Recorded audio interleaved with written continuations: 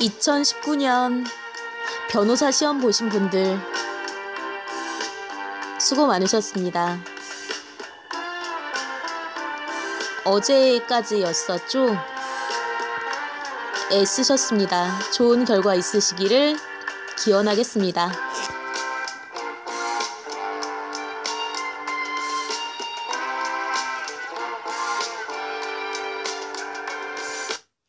Y뉴스 외전 책 읽어주는 여자 나디아입니다. 연암서가가 펴낸 피터 싱어의 동물해방을 보고 있죠. 이 책은 김성한 선생님 옮김이에요. 오늘은 제2장 연구를 위한 도구에서 미국의 동물 실험 실태를 보도록 할게요.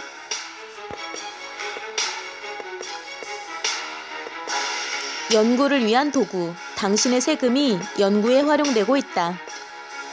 미국의 동물 실험 실태. 1987년 프로젝트 X라는 인기 영화가 개봉됐다. 많은 미국인들은 이 영화로 인해 처음으로 군이 시행하고 있는 동물 실험을 생각해보게 됐다. 영화 줄거리는 공군의 실험에 초점을 맞추고 있다. 이는 침팬지가 방사선에 노출되고 난 후에도 모조 비행기를 계속 조종할 수 있는지를 확인하기 위한 실험이었다. 실험실에서 임무를 수행하기로 되어 있는 한 젊은 공군 장교 후보생은 수화로 의사소통을 할 수 있는 한 침팬지를 좋아하게 됐다. 그 침팬지의 방사선 노출 실험 사례가 다가오자 젊은이는 당연히 그의 매력적인 여자친구의 도움을 받아서 침팬지들을 놓아주기로 결심한다. 물론 줄거리는 허구였지만 실험은 그렇지 않았다. 영화 속의 실험들은 수년 동안 텍사스 소재 브룩스 공군 기지에서 이루어진 실제 실험의 바탕을 두고 있었으며 다소 차이는 있지만 지금도 이러한 실험은 계속되고 있다. 영화 팬들이 영화를 통해 동물 실험의 진상을 낱낱이 파악할 수 있었던 것은 아니다. 영화에서 침팬지에게 생긴 일들은 실제 상황보다 훨씬 완곡하게 처리된 것이다. 우리는 브룩스 공군기지가 발행한 문서에 서술되고 있는 바에 따라 실험 자체를 검토해볼 필요가 있다. 영화에서 살펴볼 수 있었던 바와 같이 실험에는 일종의 모의비행 훈련 장치를 다루는 과정이 포함돼 있다. 이 장치는 영장류 평형 플랫폼 또는 PEP라고 알려져 있다. PEP는 마치 비행기처럼 거꾸로 처박히거나 좌우로 흔들리도록 고안된 플랫폼이다.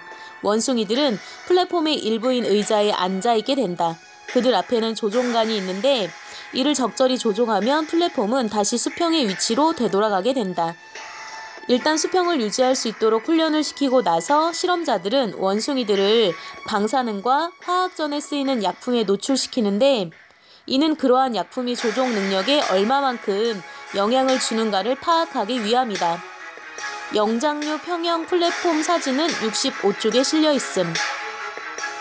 PEP의 표준적 훈련 절차는 영장류 평형 플랫폼 훈련 절차라는 제목의 브룩스 공군기지 출판물에 소개되어 있다. 다음은 훈련 절차를 요약해 놓은 것이다. 1단계 의자 적응. 원숭이들은 하루 1시간, 5일 동안 조용히 앉아있게 될 때까지 PEP 의자에 속박되어 앉아있게 된다. 달리 말하자면 일어나지 못하게 묶여있다. 2단계 조종관 적응.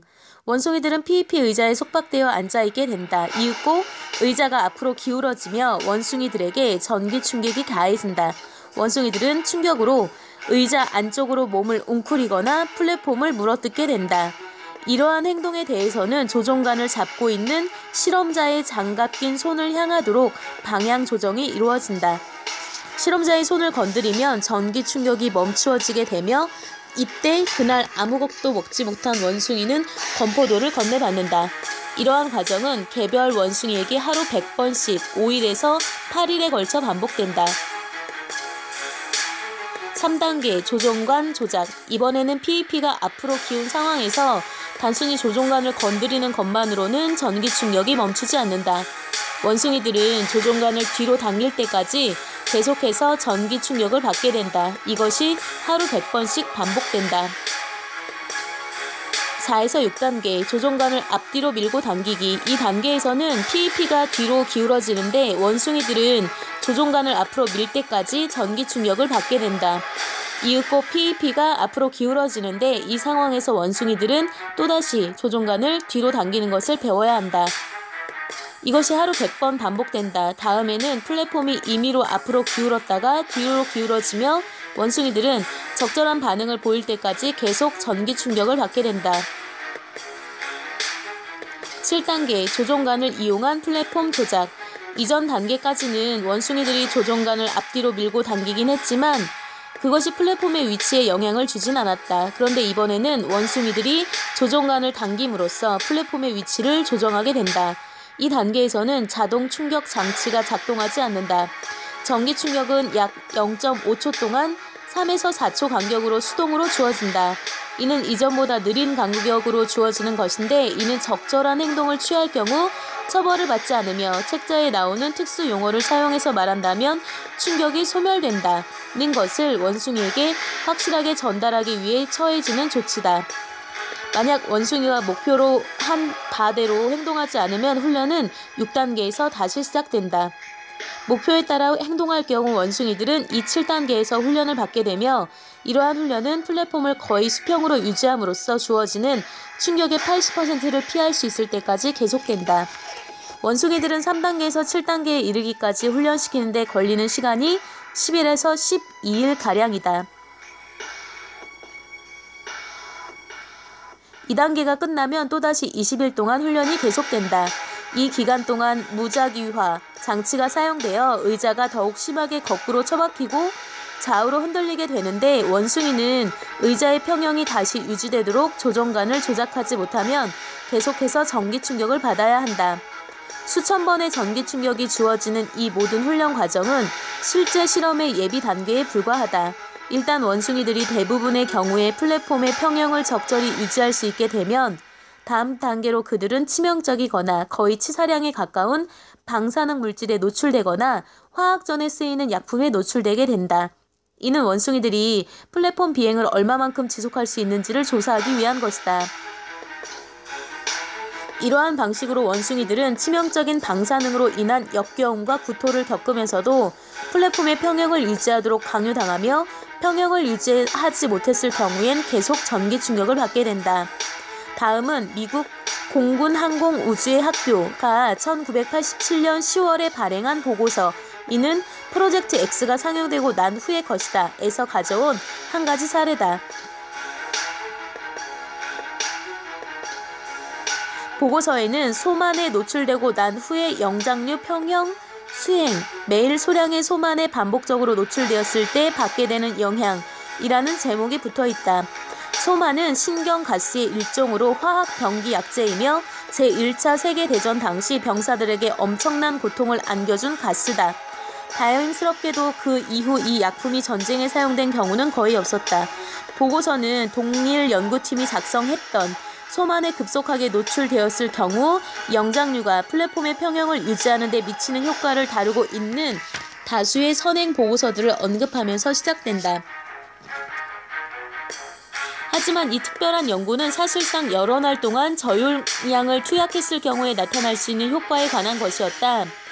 이 실험에 사용된 원숭이들은 적어도 2년 동안 최소한 매주 플랫폼을 조작했고 다양한 약제와 소량의 소만에 노출된 경험이 있었으며 실험 대상이 되기 전 6주 동안은 아무런 약품에 노출되지 않은 상태에서 실험 대상이 되었다.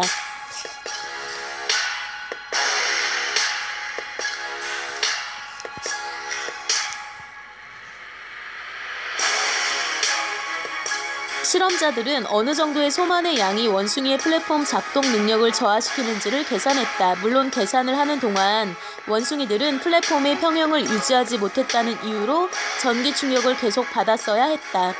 보고서의 주된 관심사는 신경독이 원숭이들의 실행 수준에 미치는 영향이었지만 이는 화학무기의 다른 효과들에 대한 통찰도 아울러 제공하고 있다.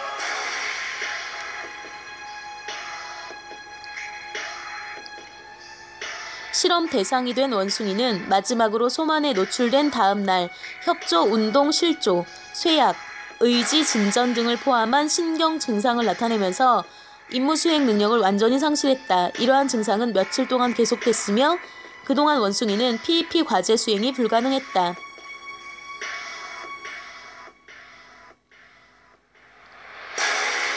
도널즈 반즈 박사는 수년간 미국 공군 항공우주의학교에 주임 연구원으로 있었으며 브룩스 공군기지 영장류 평형 플랫폼 실험의 책임을 맡고 있었다.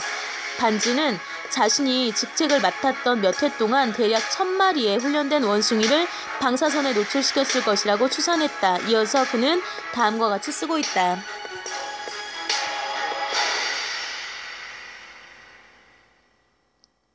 수년간 나는 우리가 수집했던 자료가 얼마만큼 효용이 있는지 의심했다. 나는 형식적으로 몇몇 증거를 수집해 우리가 발행한 기술적인 보고서가 지향하는 바와 목적을 뒷받침하고자 했다.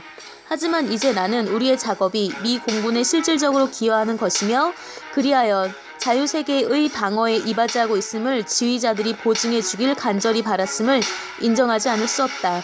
나는 연구 분야에서 보았던 현실을 회피하기 위한 눈가리개로 그들의 보증을 이용했으며 항상 눈가리개를 편안하게 쓰고 있지는 않았지만 적어도 그것이 지위와 수입을 잃을 수 있다는 불안감을 막아주는 데 도움이 되었음을 인정하지 않을 수 없다. 그런데 하루는 눈가리개가 떨어져 나갔고 나는 내 자신이 미국 공군 항공우주의학교의 사령관인 로이 드하트 박사와 심각한 대립관계에 놓여 있음을 알게 됐다. 나는 핵 대결이 이루어지는 상황에서 상대방의 대략적인 전력이나 제2의 공습 능력을 가늠하고자 할 때 작전 사령관이 리서스 원숭이에게서 얻은 데이터에 바탕을 둔 도표와 수치를 이용할 것 같지 않음을 지적하고자 했다. 드하트 박사는 그들은 데이터가 동물 연구에 근거하고 있다는 사실을 모른다고 주장하면서 자료가 매우 소중하다고 우겨댔다.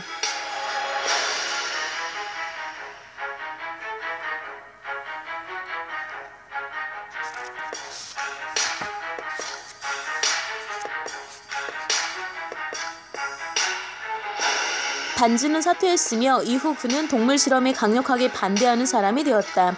하지만 영장류 평형 플랫폼을 사용한 실험은 계속됐다. 프로젝트 X는 군이 수행하는 한 가지 유형의 실험에 베일을 걷어주었다. 지금까지 우리는 이러한 실험을 어느 정도 상세하게 검토해 보았다. 물론 영장류 평형 플랫폼에서 원숭이에게 행해진 다양한 조사량의 방사능 실험과 화학무기 약품 실험을 모두 서술하고자 할 경우 상당한 시간이 걸릴 것이다. 우리가 유념해야 할 것은 위의 실험이 군에서 시행되는 동물 실험의 극히 일부에 불과하다는 것이다. 이러한 군의 실험에 관심이 제기된 것은 몇 년을 거슬러 올라간다.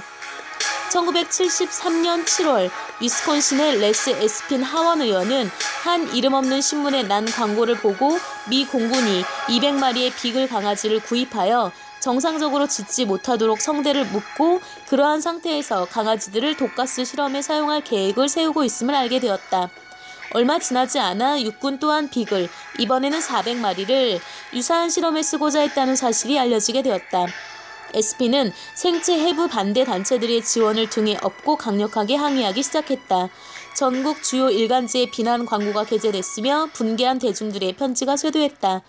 하원 군사위원회의 한 보좌관은 트루먼이 메가더를 해고시킨 이래 다른 어떤 문제에 관한 경우보다도 많은 우편물이 비글 실험과 관련해 접수됐다고 발표됐다. 에스핀 의원이 폭로한 국방성의 내부 문서에는 국방성이 접수한 단일 사건에 대한 우편물 중 가장 많은 양이 접수됐다고 쓰여 있으며 심지어 북베트남과 캄보디아를 폭격했을 때의 편지 양을 넘어섰다고 기록돼 있다. 국방성은 우선 실험의 불가피성을 역설한 뒤 자신들이 비글 실험을 연기하겠으며 비글을 다른 실험용 동물로 대체할 수 있는지 검토해보겠다고 발표했다. 이는 호기심을 자아내는 사건이다. 여기서 호기심을 자아낸다고 말하는 이유는 이러한 특정 실험에 대한 소동이 군, 연구기관, 대학, 여러 종류의 회사가 수행하는 실험 기준의 특성을 대중들이 너무 모르고 있음을 보여주고 있기 때문이다. 공군과 육군이 계획한 실험은 동물의 고통이나 죽음으로 단 한 사람의 목숨이라도 구하게 될지, 인간에게 도움이 될지에 대한 어떤 확신도 없이 많은 동물이 고통을 받으며 죽어가도록 고안된 것이었다. 그런데 해마다 미국에서 시행되는 다른 수많은 실험 또한 상황은 다를 바가 없다. 대중들의 관심이 촉발된 것은 그러한 실험을 다른 동물이 아닌 비글을 대상으로 행하려 했기 때문인지도 모른다. 만약 그렇다면 더욱 최근에 행해진 다음과 같은 실험에 대해서 반대가 없었던 이유는 무엇일까?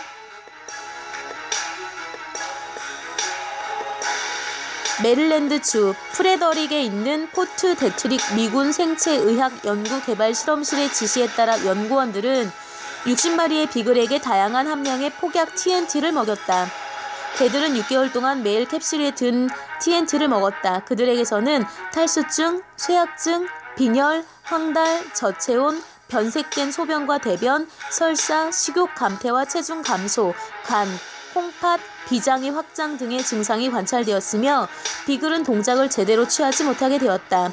14번째 주에는 암컷 한 마리가 죽어가고 있는 것이 발견되었으며 그리하여 살처분되었다. 16번째 주에는 또 한 마리가 죽은 채로 발견되었다. 보고서는 이러한 실험이 포트 데트릭 실험실이 밝혀내고자 하는 포유류에 대한 TNT 효과를 모아놓은 자료의 일부에 지나지 않는다고 말하고 있다.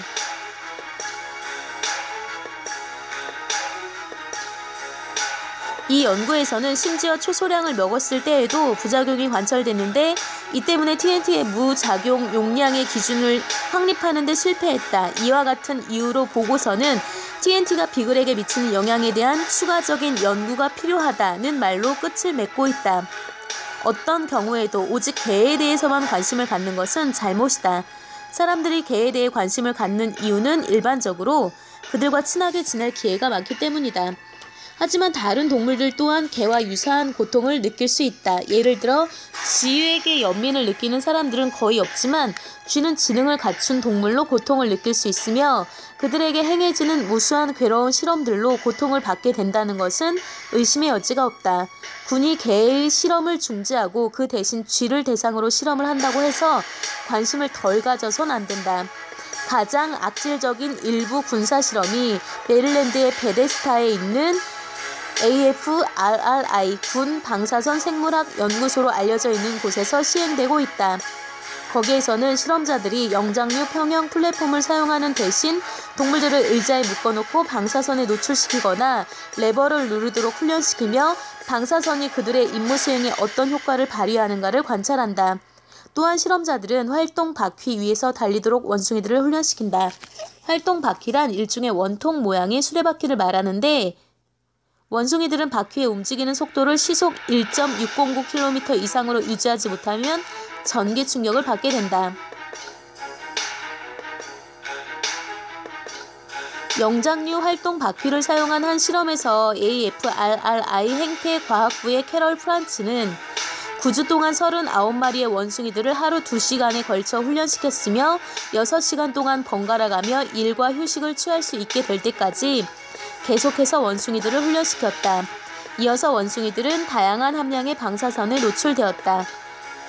강한 함량을 쬐인 원숭이들은 7번까지 토했다. 그리고 난 후 실험자들은 원숭이들을 작업 능력에 대한 방사능 효과를 측정하기 위해 활동 바퀴로 되돌려 보냈다.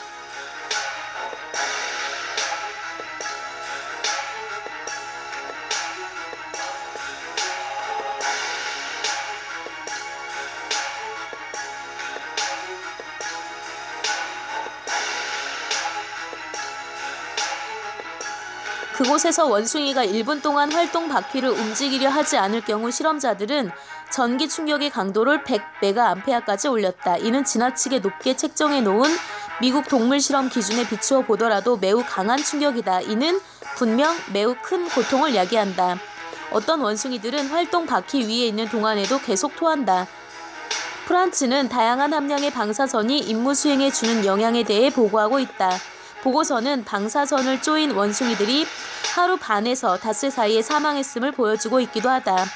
나는 이 장 전체를 미군이 행한 실험에만 할애하고 싶지는 않다. 이제 군 사용이 아닌 실험을 지나가면서 다른 주제와 연관성이 있는 한두 가지의 군사 실험을 검토할지는 모르겠지만 검토해보도록 하자. 그럼에도 내가 바라는 것은 군사비의 규모가 어느 정도여야 한다고 생각하건 미국의 납세자들이 이것이 내가 납부한 세금으로 군이 행하기를 원하는 바인가 라고 자문해보라는 것이다. 물론 모든 동물 실험을 내가 방금 서술한 실험을 기준으로 판단해서는 안 된다. 우리는 군이 전쟁, 죽음, 상해에 초점을 맞추다 보니 고통에 무감각해졌다고 생각할 수도 있다. 하지만 군 사용이 아닌 순수한 과학적 탐구는 이와 매우 다르지 않을까? 이에 대해서는 앞으로 살펴보게 될 것이다. 비군사적 과학 연구 검토에 착수하기 위해 나는 해리 F. 할로 교수가 직접 한 말을 그대로 인용할 것이다. 할로 교수는 위스콘신 메디슨 소재 영장류 연구센터에서 근무했고 영향력 있는 심리학 저널 편집인을 수년 동안 역임했으며 1981년 사망할 때까지 동료들로부터 매우 좋은 평가를 받았던 인물이다. 그의 연구는 심리학 개론서에서 긍정적으로 인용되고 있으며 심리학 개론 수업을 듣는 수많은 학생들은 지난 20년 동안 계속 그의 책을 읽고 있다. 그가 시작한 연구 방향은 그가 죽은 후 동료들과 이전의 제자들이 계승하고 있다. 1965년에 발표된 논문에서 할로는 자신의 연구를 다음과 같이 요약하고 있다.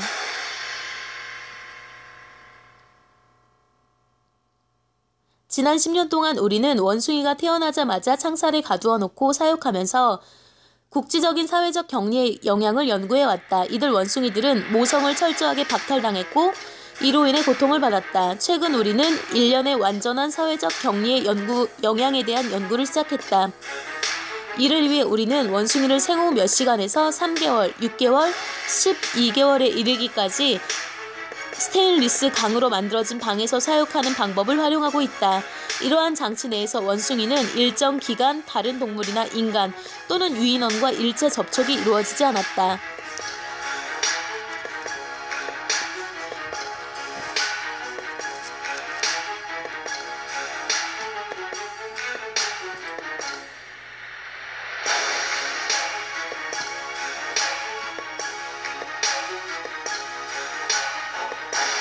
이어서 할로는 이러한 연구를 통해 다음과 같은 사실이 발견되었다고 주장하고 있다.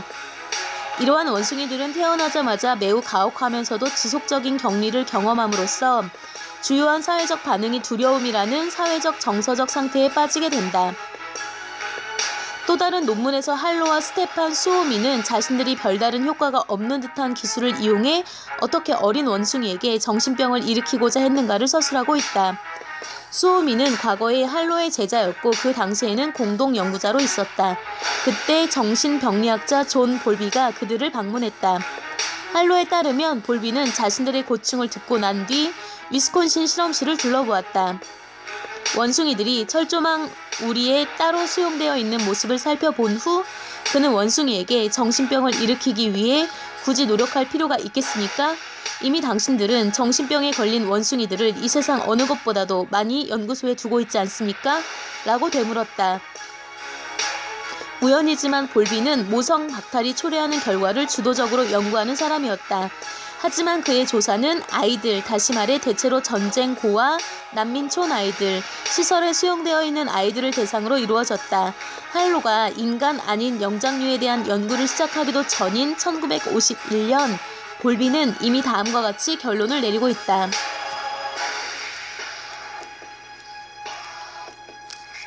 지금까지 나는 줄곧 증거를 검토해왔다. 지속적으로 어머니의 관심에서 벗어나 있게 될 경우 어린아이들의 성격은 심각하면서도 파장이 긴 영향을 받게 될 것이며 그의 장래에도 대체로 좋지 않은 영향이 초래될 것이다.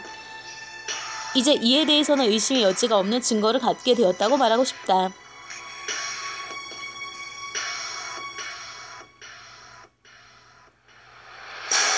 하지만 이러한 사실이 할로와 그의 동료들이 원숭이 실험을 고안하고 수행하는 것을 단념시키지는 못했다.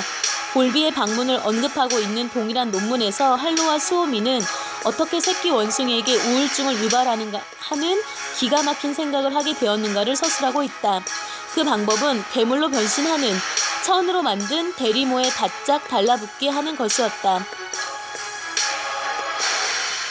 이들 중 첫 번째 괴물은 예정이나 필요에 따라 고압의 압축 공기를 내뿜도록 고안된 천으로 만든 어미 원숭이였다. 천으로 만든 어미 원숭이에서 뿜어나오는 공기는 새끼 원숭이가 대리모의 몸체에서 떨어져 나갈 정도로 강력했다. 새끼 원숭이가 어떻게 행동했으리라고 생각하는가? 새끼 원숭이는 그저 더욱 더 세게 어미를 껴안을 따름이었다. 왜냐하면 두려움에 질린 새끼는 필사적으로 어미에게 달라붙기 때문이다. 이러한 방법은 새끼 원숭이에게 정신병을 유도해내지 못했다. 하지만 우리는 포기하지 않았다. 우리는 또 다른 괴물 대리모를 제작했다. 이는 매우 강렬한 진동을 일으키도록 고안되어 있는데 진동을 일으킬 때에는 달라붙어 있는 새끼의 머리와 이빨이 흔들릴 정도였다. 이러한 상황에서 새끼는 더욱더 대리모에 달라붙을 따름이었다. 우리가 만든 세 번째 괴물은 몸 안에 철사 틀이 내장되어 있었으며 이것이 앞으로 튀어나와 새끼를 복부 표면에서 떼어낼 수 있도록 제작되었다. 새끼는 계속해서 어미 몸에서 떨어져 나가 바닥을 뒹굴었는데 새끼는 이에 굴하지 않고 천으로 된 몸체 안으로 철사틀이 다시 들어가길 기다렸다가 또다시 대리모에 달라붙었다.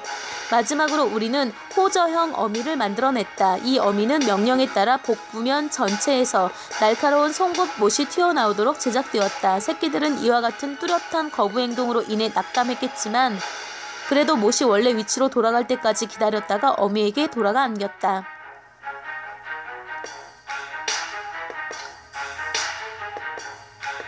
실험자들은 이러한 결과에 대해 별로 놀라울 것도 없다고 말한다. 왜냐하면 상처 입은 새끼가 할 수 있는 일이라고는 어미에게 매달리는 것 외에는 없기 때문이다. 마침내 할로와 수오미는 인공 괴물 어미를 더 이상 사용하지 않게 되었다. 왜냐하면 좀 더 나은 것을 발견했기 때문이다. 즉 그들은 괴물이 된 진짜 원숭이 어미를 발견했던 것이다. 그들은 이러한 어미를 만들어내기 위해 암컷 원숭이를 격리하여 키웠으며 그러고 나선 임신시켰다. 불행하게도 암컷들은 수컷 원숭이들과 정상적인 성관계를 갖지 못했으며 그리하여 그들은 할로와 수오미가 강간대라 부르는 장치 위에서 임신되었다. 새끼가 태어났고 실험자들은 원숭이를 관찰했다. 그들은 몇몇 원숭이들이 보통 원숭이와 달리 새끼를 무시하고 새끼가 우는 것을 들어도 안아주지도 않는다는 사실을 발견했다. 관찰된 또 다른 행위로는 다음과 같은 것이 있었다. 다른 원숭이들은 포악하거나 치명적이었다. 그들이 좋아하는 장난 중에 하나는 이빨로 새끼들의 두개골을 부숴버리는 것이었다. 하지만 정말로 넌덜이 나는 행위는 새끼의 얼굴을 세차게 바닥에 내리치고 앞뒤로 문질러 버리는 것이었다.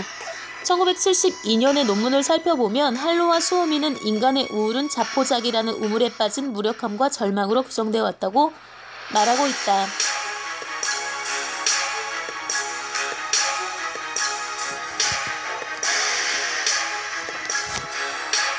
이에 착안하여 그들은 직관에 기초하여 그와 같은 유체적 심리적 절망의 우물을 재생해내기 위한 장치를 만들어냈다. 그들은 벽면이 비스듬히 안쪽으로 경사를 이루어 둥근 밑바닥을 형성한 스테인리스 강으로 만들어진 고추선 방을 만들었으며 그곳에 어린 원숭이를 집어넣고 45일 동안 있게 하였다. 그들은 원숭이들이 이처럼 여러 날 동안 감금되어 있음으로써 거의 대부분의 시간을 방구석에 웅크리고 있게 된다는 사실을 알게 되었다. 감금은 심각하고 지속적인 우울병적인 행동을 산출했던 것이다. 그곳에서 벗어난 원숭이들은 정상적인 원숭이들처럼 이리저리 왔다 갔다 배회하지 않고 자신들의 팔을 몸에 휘감고 가만히 앉아있곤 했는데 이는 9개월이 지나도록 계속되었다. 하지만 보고서는 결론을 내리지 않은 채 불길한 징조를 들이우며 마무리되고 있다. 결과가 방의 형태, 규모, 감금 기한, 감금당할 때의 연령 또는 이들의 조합과 같은 변수들, 그 외 다른 변수로 구체적으로 추적될 수 있는지의 여부는 과제로 남는다. 또 다른 보고서는 절망의 우물 외에 할로와 그의 동료들이 공포의 터널이라는 것을 고안해 원숭이에게 두려움을 주려 한 방법에 대해 설명하고 있다.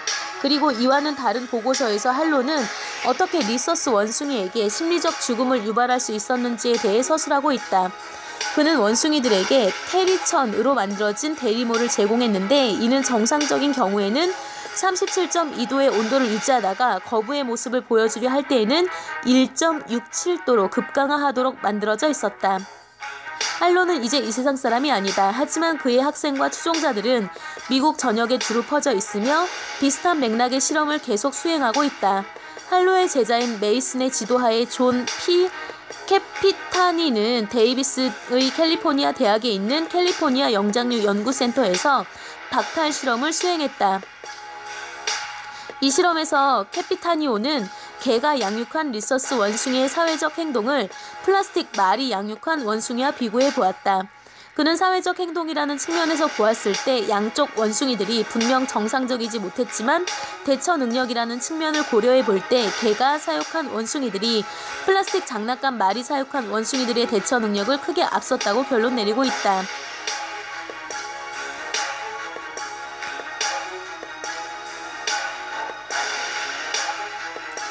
위스콘신을 떠난 후 세킷은 워싱턴 대학 영장류 연구센터에서 박탈 연구를 계속했다. 세킷은 리서스 원숭이, 변발 짧은 꼬리 원숭이와 개를 먹는 짧은 꼬리 원숭이를 완전히 격리해서 키우면서 개체로서의 행동과 사회적 행동, 탐색 행동의 차이를 연구했다. 그는 상이한 원숭이 종들 사이에서 차이를 발견했는데 이는 모든 영장류에서 고립 증후군이 나타나는가에 대한 의문을 불러일으켰다. 만약 원숭이의 근현종 사이에서도 차이가 발견된다면 원숭이와 인간을 함께 일반화하는 것은 더욱 의문시 될 수밖에 없다. 콜로라도 대학의 마틴 리츠는 보닉 원숭이와 변발 짧은 꼬리 원숭이를 대상으로 박탈 실험을 수행했다. 그는 제인 구달이 고아가 된 야생 침팬지를 관찰하면서 그 침팬지가 슬픔이나 우울한 정서로의 변화가 동반된 심각한 행동 장애에 빠져있는 경우가 많다 하고 서술했음을 이미 잘 알고 있었다. 하지만 그와 다른 실험자들은 일반 원숭이 연구와 비교해 볼 때 대형 영장류 원숭이의 격리 실험을 다룬 발간된 논문이 비교적 적다는 이유로 7마리의 새끼 침팬지들을 연구하기로 했다.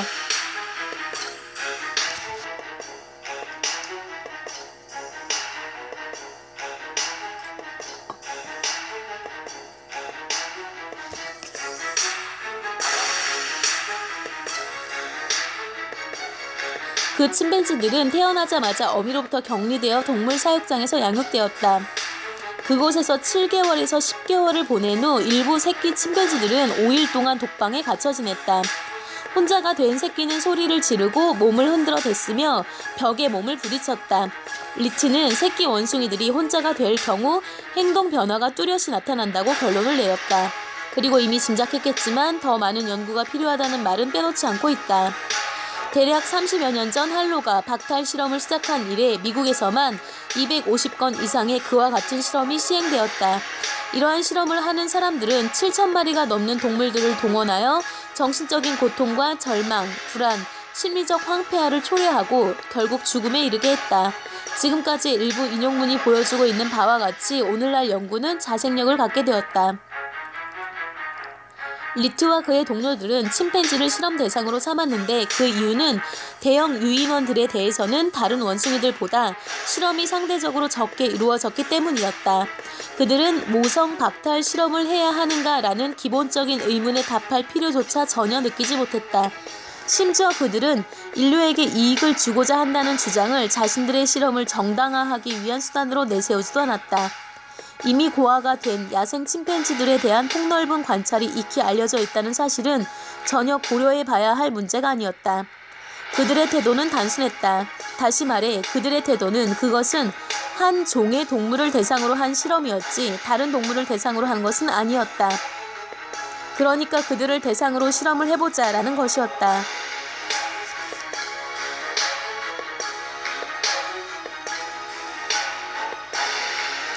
우리는 이러한 태도를 심리과학 또는 행퇴과학 분야에서도 계속해서 반복적으로 살펴볼 수 있다.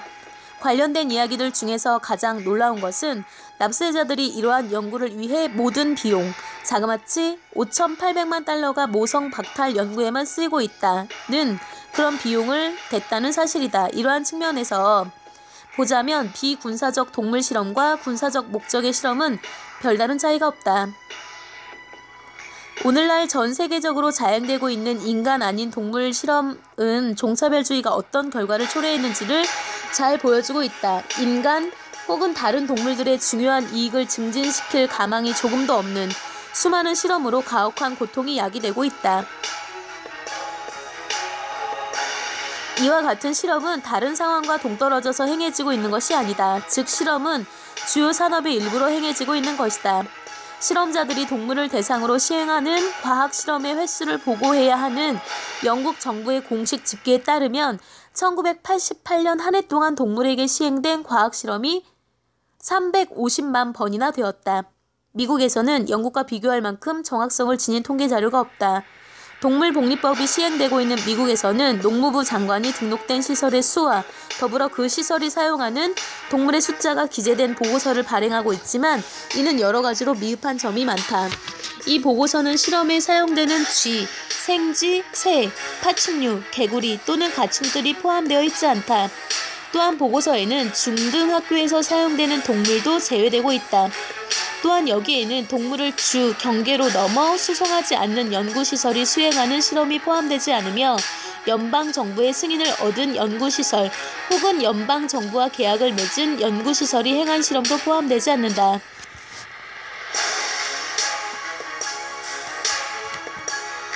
(1986년) 미국 의회 기술평가국은 연구, 실험, 교육 목적의 동물 사용 대체 방안이라는 제목의 보고서를 발행했다.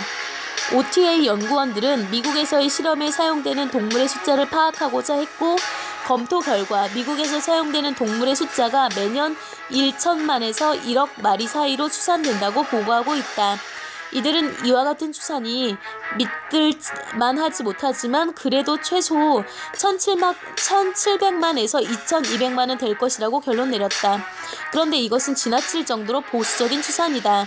1966년 의회의 한 증언에서 실험실 동물 사육자 협회는 1965년 실험용으로 사용된 생쥐, 쥐, 모르모트, 햄스터, 토끼의 수가 대략 6천만 마리 정도가 된다고 추산했다. 1984년 터프츠 대학 수의학과의 앤드루 로안 박사는 매년 약 7,100만 마리의 동물이 사용될 것이라고 추정했다. 1985년 로안 박사는 생산되고 구입된 동물, 실제로 사용된 동물들의 숫자를 구분하기 위해 자신의 추정을 수정했다. 이와 같은 수정을 통해 로안 박사는 매년 실험에 사용되는 동물의 수가 2,500만에서 3,500만 사이가 될 것으로 추산했다. 이는 수송 도중에 죽거나 실험이 시작되기 전에 죽은 동물들을 제외한 수치다. 주요 실험 동물 공급 업체인 찰스 리버 사육실험실에 대한 주식시장 분석은 그 회사 단독으로 2,200만 마리의 실험용 동물을 매년 생산해내고 있음을 보여주고 있다.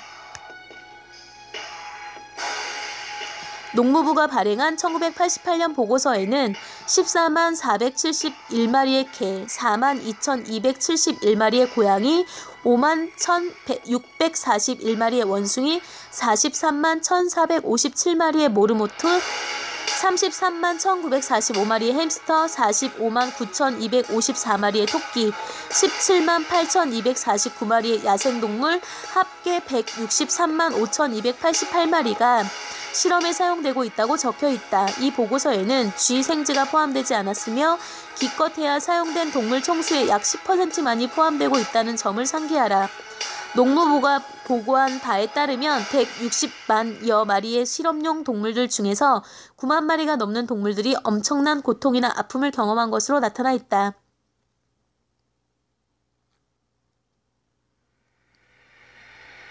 이 또한 완화될 수 없는 고통과 좌절에 괴로워하는 전체 동물 숫자의 10% 정도에 해당하는 것이다. 실험자들이 개, 고양이, 원숭이보다 생쥐와 쥐에게 고통을 가하는 데 관심을 적게 갖는다는 점을 감안한다면 10%라는 비율은 낮게 잡은 것이라 할 수 있을 것이다. 다른 선진국에서도 동물들을 많이 사용한다. 예를 들어 1988년 일본에서 발행된 매우 엉성한 조사를 살펴보면 도합 800만이 넘는 동물들이 사용되었음을 알 수 있다. 동물 실험이 대규모 사업의 일환으로 이루어지고 있는지 여부를 파악하는 방법 중 한 가지는 그러한 산업에서 생산되는 상품과 그것이 판매되는 방법을 살펴보는 것이다. 물론 그러한 제품에는 동물 자체가 포함된다. 이미 우리는 찰스 리버 사육 실험실이 얼마나 많은 동물들을 생산해내는지를 살펴보았다. 실험실 동물과 같은 잡지에서는 동물들에 대한 광고가 자동차와 다를 바 없이 이루어지고 있다. 한 마리는 정상이고 한 마리는 털이 없는 두 마리의 모르모트의 사진 밑에는 다음과 같은 광고 문안이 적혀 있다.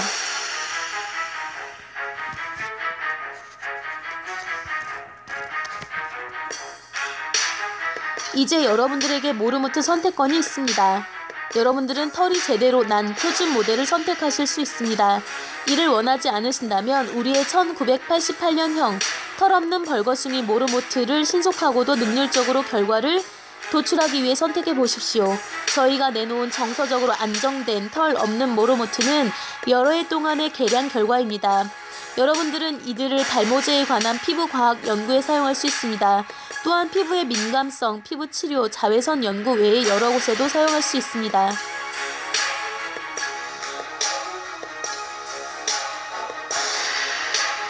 내 분비학 1985년 6월호에서 찰스 리버사의 광고는 다음과 같이 묻고 있다. 저희가 시행한 수술을 보고 싶으세요? 저희는 의사 선생님께서 주문하시는 대로 수술을 해드립니다. 뇌하수체 적출술, 부신 적출술, 부신 절제술, 거세, 흉선 적출술, 난소 절제술, 갑상선 적출술. 우리는 매월 쥐, 생쥐 또는 햄스터에게 수천 번의 내분비 적출술을 시행합니다. 이에 덧붙여 원하실 경우 추가적인 특별수술, 비장 적출술, 신적출술, 맹장 절제술을 시행합니다. 매우 전문화된 욕구 충족을 위해 외과적으로 변경이 가해진 연구용 동물이 필요하시다면 전화번호로 연락을 주십시오. 우리의 수술 담당자가 항상 대기하겠습니다. 동물 실험은 동물 자체뿐만이 아니라 특수화된 장비 시장을 창출해내기도 했다. 영국의 유력한 과학 잡지 네이처에는 신발매품이라고 불리는 난이 있으며 최근 들어서는 이 난의 새로운 연구 장비에 대한 안내의 글을 싣고 있다. 콜럼버스 인스트루먼트사는 최신식 동물 연구 장비인 기밀성 동물용 발로 돌리는 바퀴를 출시했다. 운동하는 동안의 산소 소모 정보를 수집하기 위해 고안된 발로 돌리는 바퀴는 4마리의 쥐나 생쥐가 달릴 수 있는 달리기 레인을 갖추었는데 각 레인에 별개의 전기 충격 자극물이 달려있다. 9,737파운드짜리 기본 시스템에는 속도 조절 벨트와 조종 가능한 전압 충격 장치가 포함되어 있다. 13,487파운드짜리 완전 자동 시스템은 휴식 시간이 포함된 연속 실험을 수행하도록 보완되어 있으며 충격 격자에까지 도달할 횟수, 달리는 데 걸린 시간, 충격 격자에서 소비한 시간을 자동으로 체크하도록 프로그램되어 있다.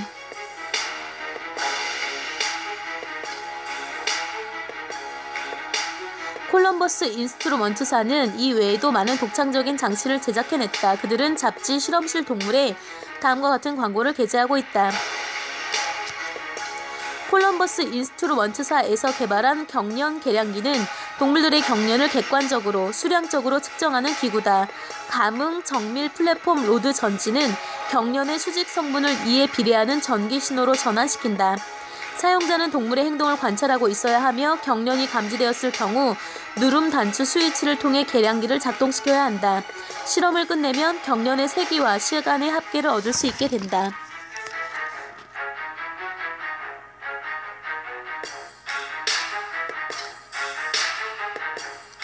다음으로 쥐 카탈로그라는 것이 있다. 이는 하버드 바이오사이언스사가 출판한 것으로 소형 동물 실험용 장비에 관한 내용을 싣고 있는 140쪽 분량의 책자다. 기발한 은유적 광고로 가득하다. 예를 들어 투명 플라스틱 토끼 속박 기기를 지칭할 때는 다음과 같이 언급이 이루어진다. 꿈틀거리는 것은 코밖에 없습니다. 하지만 논란이 될 수 있는 대상에 대해서는 어느 정도 의식적인 반응을 나타내기도 한다. 예를 들어 설치 동물 운반 상자에 대해서는 다음과 같이 말하고 있다. 당신의 좋아하는 동물을 시선을 끌지 않고 한 장소에서 다른 장소로 운반할 때 남의 눈에 띄지 않는 이 상자를 사용하세요. 카탈로그는 평범한 우리, 전극봉, 외과용 기구, 주사기 외에 설치류 속박 원뿔체, 하버드 쇄골이 사슬 시스템, 방사능막이 장갑, 매립식 주파수 변조 원격 측정 장치, 주류 연구용 쥐, 생쥐 액체 사료, 크고 작은 동물 절두기, 조그만 동물의 잔해를 균질의 현탄액으로 신속하게 분해하는 설치류 유화제까지도 광고하고 있다. 만약 잘 팔릴 것을 예상하지 않았다면 회사는 위에서 언급한 것과 같은 장비를 제작, 광고하려고 정성을 기울이지 않았을 것이다. 그리고 상품들이 사용되지 않는다면 팔리지도 않을 것이다.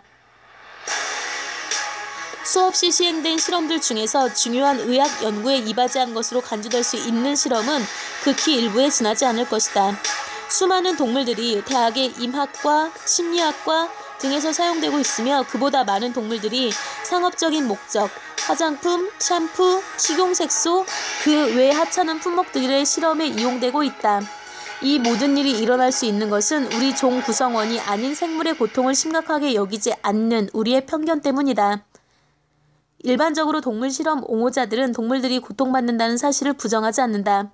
그들은 동물의 고통을 부정할 수가 없다. 왜냐하면 실험이 인간의 목적에 어느 정도 기여한다고 주장하려면 인간과 동물들 간의 유사성을 강조해야 할 필요가 있기 때문이다. 실험자들은 쥐에게 굶주림과 전기 충격 중에 하나를 선택하도록 하고 그것이 그들에게 궤양을 일으키는가? 실제로 궤양을 일으킨다. 그것을 살펴본다. 그런데 실험자들이 그런 실험을 하는 이유는 쥐가 인간과 매우 유사한 신경계를 가지고 있으며 유사한 방식으로 전기 충격을 느낄 수 있기 때문일 것이다. 사람들은 이미 오래전부터 동물 실험에 항의를 해왔다. 성과는 그다지 크지 않았다. 그 이유는 실험용 동물과 장비 공급으로 이익을 얻는 회사를 등에 업은 실험자들이 입법자와 대중들을 설득하여 동물 실험을 반대하는 사람들은 인간의 이익보다도 동물의 이익을 더욱 중요하게 여기는 무지한 광신자라고 믿게 하는 데 성공했기 때문이다. 하지만 작금의 현실에 반대하기 위해 모든 동물 실험이 즉각 중단되어야 한다고 주장할 필요는 없다.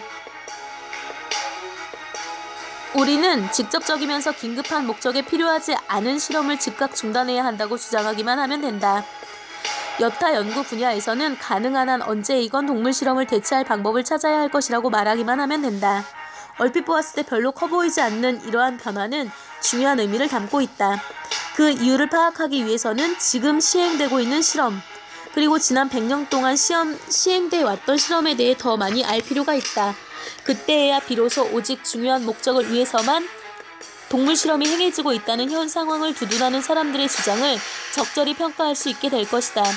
이러한 이유로 이하에서는 몇 가지 동물 실험에 대해 서술하고 있다. 사실 실험 보고서를 읽는 것은 유쾌한 경험이 아니다. 그럼에도 우리는 우리가 살고 있는 공동체에서 어떠한 일들이 벌어지고 있는가를 알 필요가 있다. 특히 우리가 세금을 통해 사실상 동물 실험에 쓰이는 대부분의 비용을 대주고 있기 때문에 진상 확인은 더욱 필요하다. 만약 동물들이 이러한 실험을 겪지 않을 수 없다면 우리가 할 수 있는 최소한의 것은 관련 보고서를 읽고 있는 그대로의 진상을 파악하는 일이다. 바로 이것이 내가 동물들에게 행해지는 어떤 것들을 완곡하게 보여주거나 대충 얼버무리려 하지 않는 이유이다. 동시에 나는 그러한 것들을 실제보다 더 나쁘게 전달하려 하지도 않았다. 이하에서 언급되는 모든 보고서들은 실험자들이 직접 작성하여 자신들끼리 서로 정보를 교환하는 과학 잡지에 게재한 것들을 인용했다. 외부 관찰자가 쓴 보고서와 비교해 볼 때 이러한 보고서는 실험자들의 장점만 부각시키고 단점은 은폐할 수밖에 없다. 여기에는 두 가지 이유가 있다. 그중 하나는 실험자들이 실험 결과에 대해 상호 의견을 교환하기 위해 필요한 경우가 아니면 자신들이 야기한 고통을 부각시키지 않을 것이라는 데서 찾아볼 수 있다. 고통을 부각시켜야 할 경우는 그리 흔치 않다. 대부분의 고통은 보고되지 않은 채 간과되어 버린다. 실험자들은 원래 꺼졌어야 할 전기 충격 장치가 방치됨으로써 발생한 이를 보고서에 포함시킬 하등의 이유를 발견하지 못할 것이다. 또한 정량의 마취제를 투입하지 못해 수술 도중에 의식을 회복했다거나 주말에 돌봐주는 사람이 없어서 동물이 병들어 죽게 되었다는 것 또한 보고서에서 포함시키지 않을 것이다. 과학 잡지가 실험자의 장점만 드러내고 단점을 감추게 되는 두 번째 이유는 실험자들과 잡지의 편집인이 중요하다고 생각하는 실험만을 잡지에 게재한다는 데서 찾을 수 있다.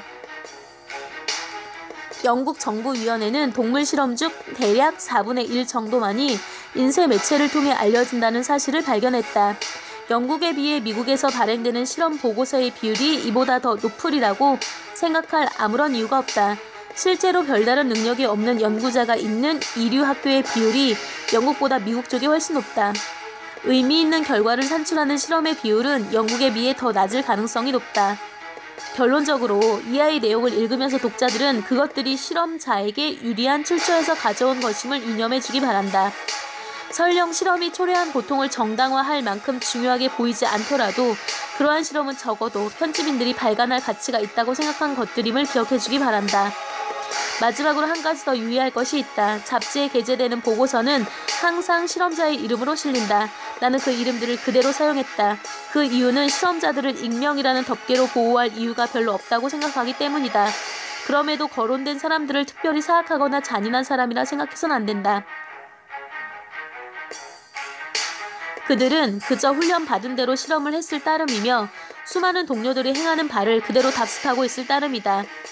내가 실험 사례들을 예시하는 것은 개별 실험자들의 병적인 잔혹성을 보여주기 위함이 아니다.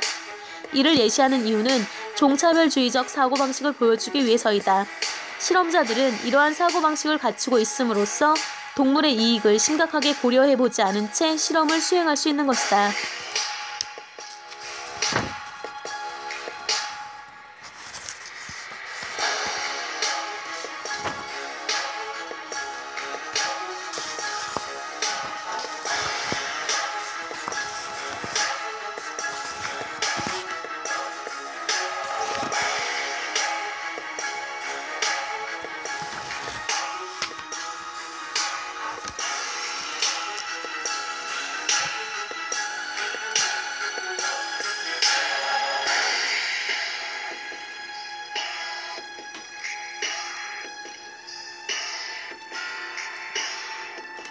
불쌍한데요.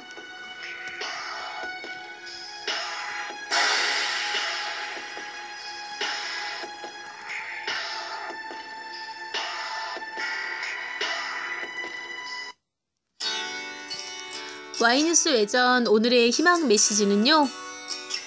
언어는 그 사람 인격의 발로다 입니다.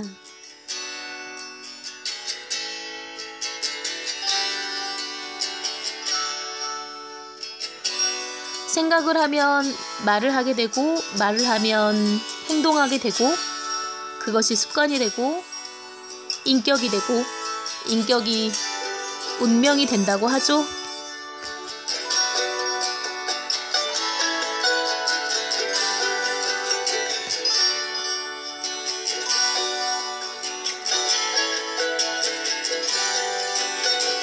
Y뉴스 외전 책 읽어주는 여자 75번째 시간은 여기까지입니다. 76번째 시간에 먼저 가서 기다리고 있을게요.